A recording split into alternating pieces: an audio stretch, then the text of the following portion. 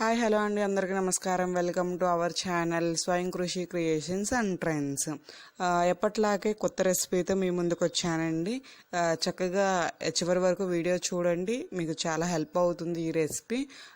ఎవరైతే డైట్ చేస్తున్నారో వాళ్ళందరికీ చాలా ఉపయోగపడుతుంది. ఇందుకు మన రెసిపీ పేరు ఏమిటనుకుంటున్నారా? సగ్గుబియ్యంతో ఉప్మా ఎలా చేయాలో చూపిస్తాను.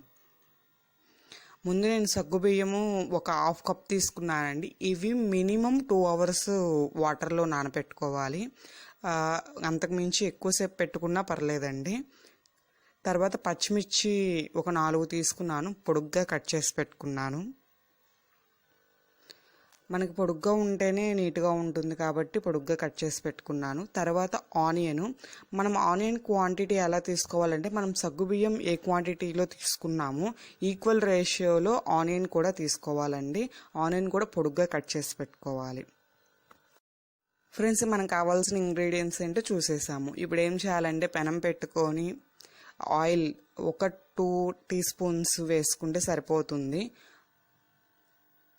తాలింపు వేసుకోండి. చక్కగా పోపు గింజలన్నీ వేసుకొని తాలింపు వేసుకుని అవి ఫ్రై అయ్యాయి అనుకున్న తర్వాత మీరు ఆనియన్స్ పచ్చిమిర్చి యాడ్ చేసుకుంటే సరిపోతుంది. ఇవి కుక్ అవ్వడానికి ఒక 2 minutes పడుతుంది. చక్కగా కుక్ చేసుకోండి స్లో ఫ్లేమ్లో. సో ఫ్రెండ్స్, మన ఛానల్లో మొదటిసారి చూస్తున్నట్లయితే కనుక సబ్స్క్రైబ్ చేసుకోండి. అలాగే మన వీడియోస్ నచ్చితే లైక్ చేయండి, షేర్ చేయండి అండ్ కామెంట్ చేయండి. చూడండి, కొంచెం కలర్ చేంజ్ అయ్యాయి ఆనియన్స్ అండ్ పచ్చిమిర్చి.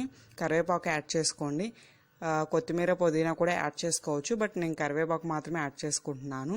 అవి ఫ్రై అయ్యాయి కాబట్టి ఇప్పుడు చక్కగా మనం ముందుగా నానబెట్టుకున్న సగ్గుబియ్యం ఉన్నాయి కదా, అవి యాడ్ చేసుకొని 1-2 సార్లు తిప్పుకొని ఒక 2 minutes కుక్ చేసుకుంటే సరిపోతుంది.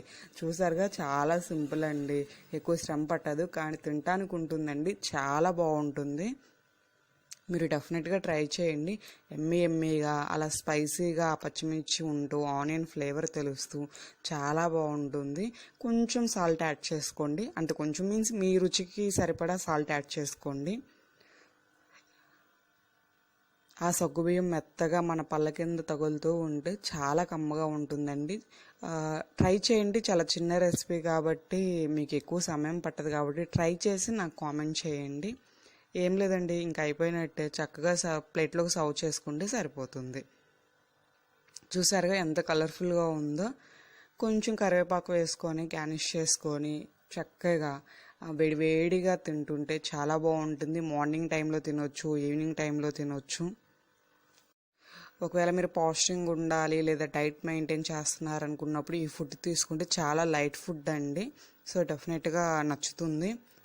మీరు అందరూ ట్రై చేయండి. అలాగే మన ఛానల్కి నేమ్ చేంజ్ చేద్దాం అనుకుంటున్నాను కదా, మీ సజెషన్స్ ఏమన్నా ఉంటే కనుక నాకు కామెంట్లో షేర్ చేయండి. డెఫినెట్గా నేను రిప్లై ఇస్తాను. Thank you for watching this video friends.